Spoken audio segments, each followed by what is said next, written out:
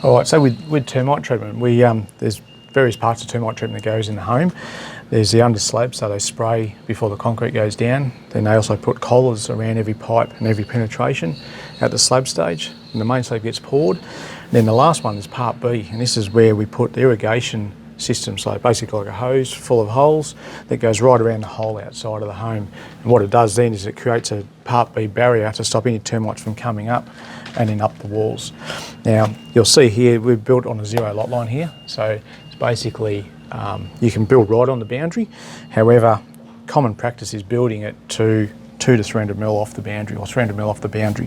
And the idea of that is for two reasons. One, you can see here we've got the concrete that runs through there. So under that concrete there's that pipe which irrigation gets pumped through it, and it saturates that whole ground there. So it stops, as I said, stops the termites from coming here and then up the walls. If you don't have that, you end up with the opportunity where a termite can actually get in behind the render and then work its way into the walls and then get inside your home.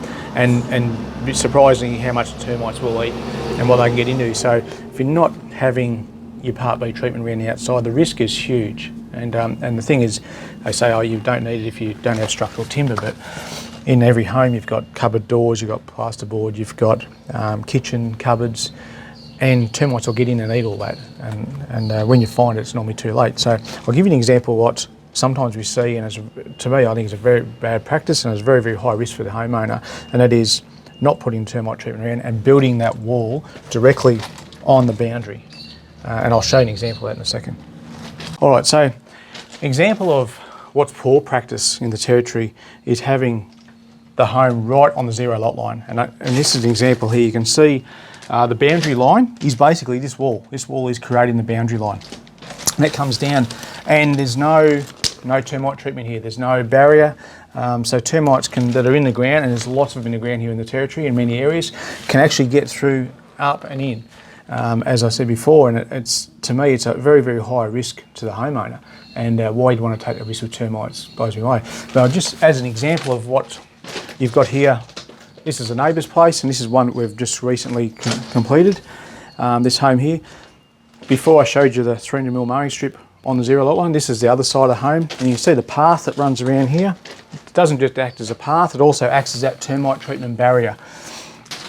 This is where the irrigation system, you normally find a black or green cap, and right here is the pipe work where they come back and refill it. So they fill this irrigation. The termite guys will do an inspection.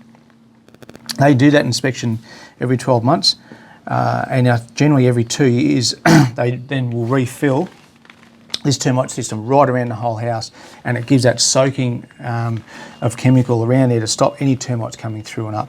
Now, if there is a termite infestation, you've got a barrier here also that should those termites come up, they will run a mud trail and then come up the wall from there. However, with this irrigation system, it generally stops that from happening, and if it does, you can actually visually see it anyway. Very unlikely it happens, but it does occasionally. So that gives you an example. It's a hose, they clip that in and fully irrigate right around the whole boundary of the home. And I can't stress how important having good termite treatment system is around the home, and not bad practice like this. It's too high a risk for the homeowner, and especially the territory's got the biggest termites you'll ever see. You get termites up to 1 inch long, and they will literally grab your finger and draw blood. So once they get in, they actually chew out and they eat very, very quickly. And they can be in plasterboard and eat all the plasterboard out, and all you don't know unless you touch the board and then it breaks through the paper. They're been and gone. So very important, have good termite treatment systems around the home.